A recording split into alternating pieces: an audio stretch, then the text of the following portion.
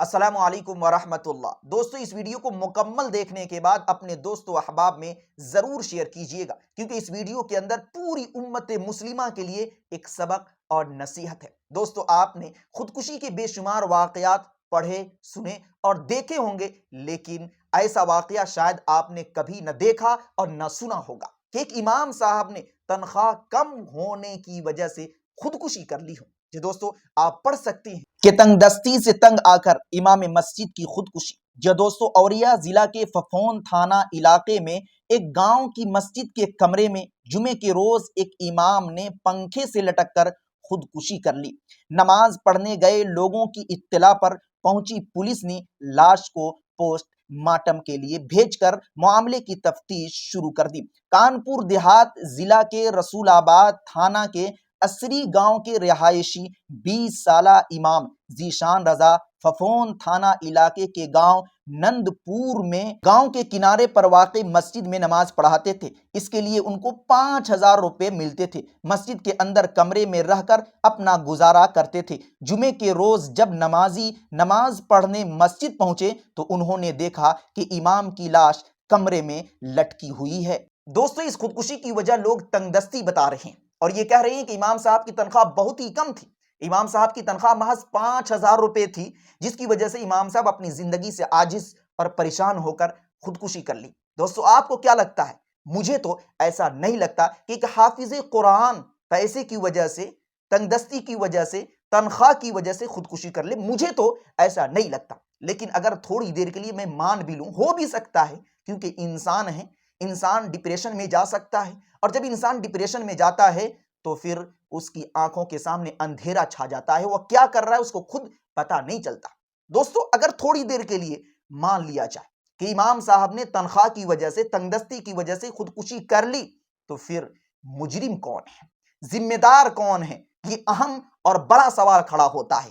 میں یہ کہوں گا کہ مجرم ذمہ داران مسجد ہیں، مجرم صدراء ہیں، سیکریٹری ہیں، کمیٹی والے ہیں، جو امام صاحب کو اتنی کم تنخواہ میں رکھے ہیں۔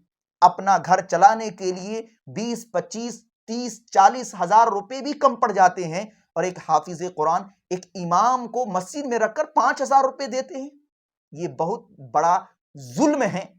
اگر آپ کے پاس اتنی استطاعت نہیں ہے، طاقت نہیں ہے، بستی چھوٹی ہے، آپ کنجوس ہیں، آپ مکھی چوس ہیں، آپ امام کے لیے اپنی جیب سے پیسے نہیں نکال سکتے ہیں، تو آپ کیوں نہیں قرآن کریم سیکھتے؟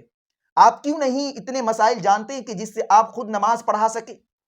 ضرورت اس بات کی ہے کہ اگر آپ امام کی تنخواہ اچھی معیار میں نہیں دے سکتے، 20 25 15 ہزار روپے نہیں دے سکتے ہیں، تو پھر اس مسجد میں آپ امام رکھے ہی نہ۔ اگر رکھتے ہیں، رکھنے کے بعد امام صاحب خوش نہیں رہتے، امام صاحب کی ضرورتیں حل نہیں ہوتی، تو پھر مجرم آپ ہوں گے کہ آپ نے امام صاحب کو مسجد میں رکھا اور ان کی ضروریات پوری نہیں ہو رہی ہے۔ تو ایک جو اہم پیغام پوری امت مسلمہ کے لیے میری طرف سے ہے، وہ یہ کہ اگر مسجد آپ نے بنائی ہے، بستی چھوٹی ہے، لوگ کم ہیں، تو پھر آپ امام صاحب کو وہاں نہ رکھیں۔ نماز پڑھانا، چند صورتیں آپ یاد کر لیجئے، چند لوگوں کو یاد کرا لیجئے، جماعت میں بھیج دیجئے، مدرسے میں وقت لگا دیجئے، اور مسجد بنانے سے پہلے آپ خود اس لائق ہو جائیے کہ آپ نماز پڑھا سکیں۔ اور اگر نماز نہیں پڑھا سکتے ہیں تو ایک اچھے معیار کے عالم کو آپ مسجد میں رکھیں، جن کی تنخواہ اچھی ہو۔ ان سے خود کہیں کہ آپ کو کتنی تنخواہ چاہیے، وہ جتنی تنخواہ کہیں، اگر آپ راضی ہوں تو الحمدللہ، اگر راضی نہیں ہوں تو پھر آپ وہی راستہ اختیار کریں جو میں کہہ رہا ہوں، کہ آپ نماز پڑھانے کا طریقہ سیکھیں اور خود نماز پڑھائیں۔ یہ نہیں کہ کسی امام کو آپ مسجد میں رکھیں، وقت پہ تنخواہ نہ دے یا کم تنخواہ دے، پھر امام صاحب ڈپریشن کے شکار ہو جائیں، پھر وہی ہو جو میں نے ابھی آپ کو سنایا۔ دوستو ایک دوسرا اہم پیغام جو علماء کے لیے ہے، اماموں کے لیے ہے، مسجد اور مدرسوں میں خدمت کرنے والوں کے لیے ہے، وہ یہ کہ آپ اپنے آپ کو مسجد اور مدرسے تک ہی محدود نہ رکھیں۔ اپنے آپ کو مسجد اور مدرسے سے باہر نکالیں اور ذریعہ معاش کا راستہ دوسرا اختیار کریں۔ مسجد اور مدرسے کو کبھی ذریعہ معاش آپ سمجھے ہی نہ، وہ دین کے قلعے ہیں، دین کی خدمت کرنے کی جگہ ہیں، وہاں پر آپ دین کی خدمت کریں، اور جہاں پہ آپ رہیں، مسجد میں اگر رہتے ہیں تو کمیٹی والوں سے آپ بات کریں کہ میں نماز پڑھاؤں گا، لیکن ساتھ میں کاروبار کروں گا، بزنس کروں گا، کوئی آؤٹ انکم کا کوئی ذریعہ آپ تلاش کریں۔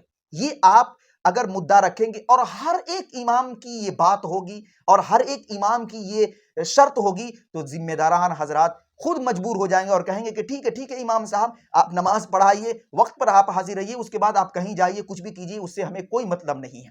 تو اگر ہم خود یعنی علماء، مؤذن، امام اور مدرسین سدھر جائیں اور ایک پلیٹ فارم پر آ جائیں اور ذمہ داروں سے کہے کہ بھائی ہم اس طریقے سے رہنا چاہتے ہیں، تو پھر وہ جھک مار کر آپ کی شرطیں مانیں گے اور کہیں گے کہ ہاں امام صاحب آپ اسی طریقے سے رہیے۔ کیونکہ ہم اگر پیسے کمانے پہ آ جائیں تو بے شمار راستے ہیں، بس ایک کڑن ہوتی ہے علماء کے دلوں میں اور حافظوں کے دلوں میں کہ ہم نے جو سیکھا ہے وہ دوسروں کو سکھائے، لیکن جو عوام ہیں ان کے دل میں ہماری کوئی قدر ہی نہیں۔ جب ان کے دل میں ہماری کوئی قدر نہیں تو پھر ہم کیوں مسجد اور مدرسے میں بیٹھ کر جھک مارے؟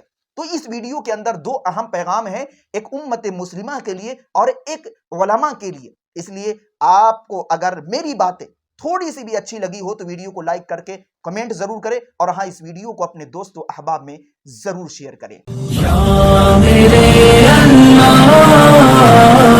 Thanks for watching. Don't forget like, comment, share and subscribe to Mufti Haq Kasmi.